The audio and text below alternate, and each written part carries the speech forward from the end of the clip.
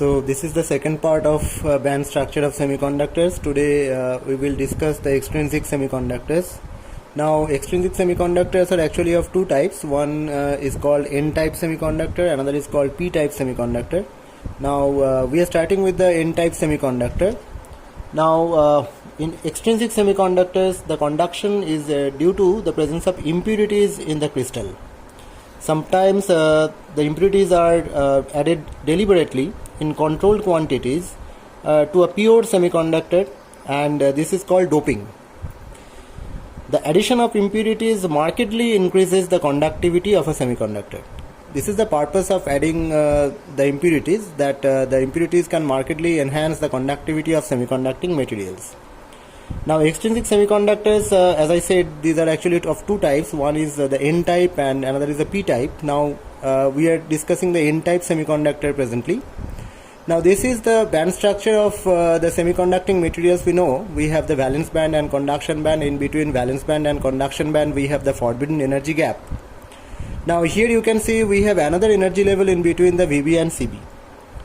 Now when the atoms of a semiconductor element like a silicon or a germanium or a tellurium, whatever you consider, are replaced by atoms belonging to the higher group having one valence electron more, that is replacement of silicon atoms, that is a group 4 element, by a phosphorus or arsenic or antimony, which is a group 5 element. The extra valence electron, that is the fifth electrons, form a new energy level in between the valence band and conduction band. So here you can see that we have an additional energy level. This energy level is actually created by the extra electron provided by the impurities. So if you are doping arsenic or antimony, that is a group 5 element, then the fifth electron is the extra electron. Then this particular energy level will be created by those fifth electrons. Okay, this particular energy level is created just 0.04 electron volt below the conduction band in case of silicon lattice. This particular energy level is filled with electrons. This is the fifth electrons are there in the in this particular energy level. So this energy level is called the donor level. Okay, now you can see that if this particular energy level is created, then the promotion of electrons becomes very easy. That is, the fifth electrons can be promoted very easily from the donor level to the conduction band. Therefore, the electrons from the valence band need not to cross the entire energy barrier at one single stage or at one single step. Therefore, you can promote electrons very easily from the donor level to conduction band, and once the vacancy is created in the donor level, after promotion of electron to the conduction band, electrons can further be supplied from the top of the valence band to the donor level. Therefore, this promotion of electrons can take place in stepwise process, that is initially from the donor level to conduction band, which is very simple. No extra energy is needed for this particular energy transfer or for this particular electron transfer. Now once the electrons are transferred to the conduction band, if there is any vacancy in the donor level, that vacancy can be filled up from the electrons of the valence band, because these electrons can be stepwise promoted. So that is how this electron transfer becomes easy for the N-type semiconductor. That is the purpose of doping. That in case of doping, we are providing an additional energy level between the VB and CB, and therefore the promotion of electrons becomes stepwise and becomes very easier than the simple type of intrinsic semiconductors. Now here it is the donor level, and we have already written here that they are created by the fifth electrons of the impurity atoms. Okay, now look at the structural point of view. Now here we have the silicon lattice. It's a two-dimensional network of silicon lattice, and here you can see we are doping a foreign element. We have considered arsenic here. Silicon is a tetravalent element. We are doping an element which belongs to one group higher than silicon, that is a group 5 element arsenic. Now when you are adding arsenic here, one silicon atom will be replaced by arsenic. So you have placed one arsenic in place of a silicon. So arsenic being a group 5 element, it has 5 valence electrons instead of 4. So 4 such valence electrons are already occupied in the formation process of the tetravalent formation process with 4 other silicon atoms. But what about the 5th electron? The 5th electron remains comparatively free. You can see that the 5th electron is not involved in bond formation. Therefore, this electron is comparatively free. Therefore, to promote this electron to conduction band, you need not to break any covalent bond. Therefore, the conductivity starts from a very lower temperature, because you need not to excite the bond or need not to vibrate the bond in order to break the bond to generate free electrons, because you have already supplied with a free electron. Therefore, from a very lower temperature, you can see the conductivity, which was missing in case of intrinsic semiconductors. So once you promote this electron to the conduction band, and thereafter you enhance the temperature of the material very gradually, you will start exciting the bonds, and the bonds will vibrate, and these bonds can be broken, and you will make 2 more electrons free, which is a simple process for intrinsic semiconductors. Now once that the thermal excitation is enough to promote an electron from the valence band to conduction band, actually this is the scenario. You can see that this electron is initially promoted to the conduction band, and then at a higher temperature this electron is also promoted to conduction band. That means here you are generating a hole. Therefore, for promotion of 2 electrons to the conduction band, you are producing 1 hole. Now this hole can shift, as you have already seen what is the case in case what was the situation in case of intrinsic semiconductor, that when a hole is created to re-establish the bond, a new electron will be shifting here, and this bond will be broken. That means this hole will be shifting here.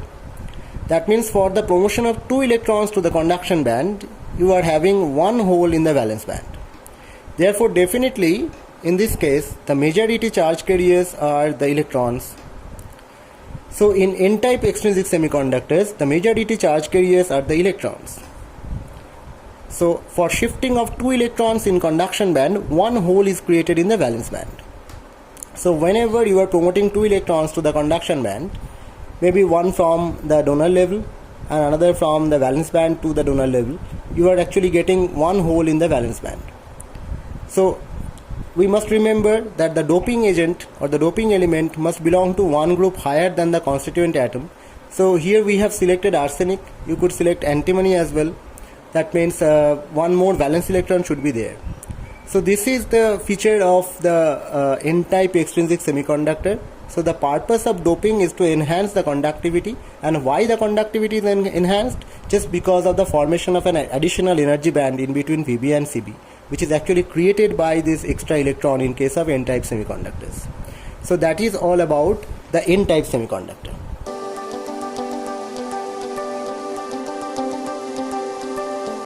So what about the p-type extrinsic semiconductor? So when we are doping with an element which belongs to one group lower than the constituent atoms, that is when the doping is done with a group 3 element, it normally produces a p-type extrinsic semiconductor. So initially let us see what about the band structure. Now here you can see that in between the valence band and conduction band, again we have another energy level. But this time this energy level is not below the conduction band, it is just above the valence band. This dotted line indicates this another additional energy level.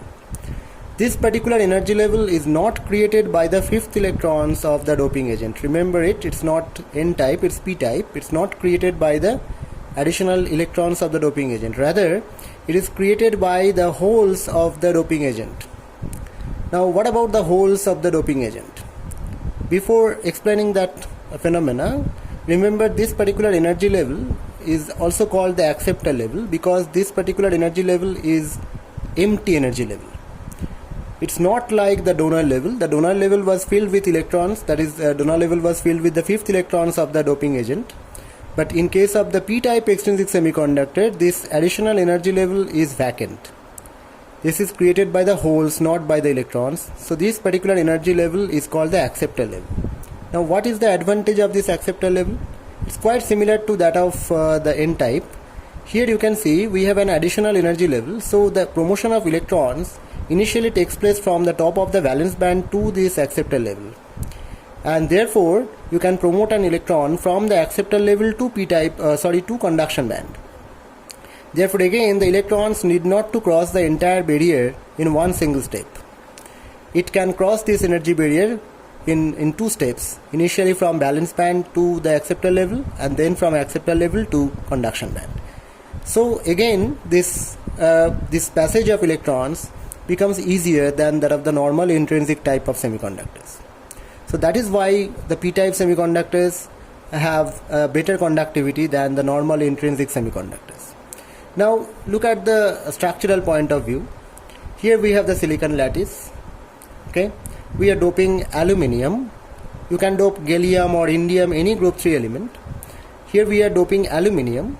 Now aluminium, you are replacing one silicon by an aluminium.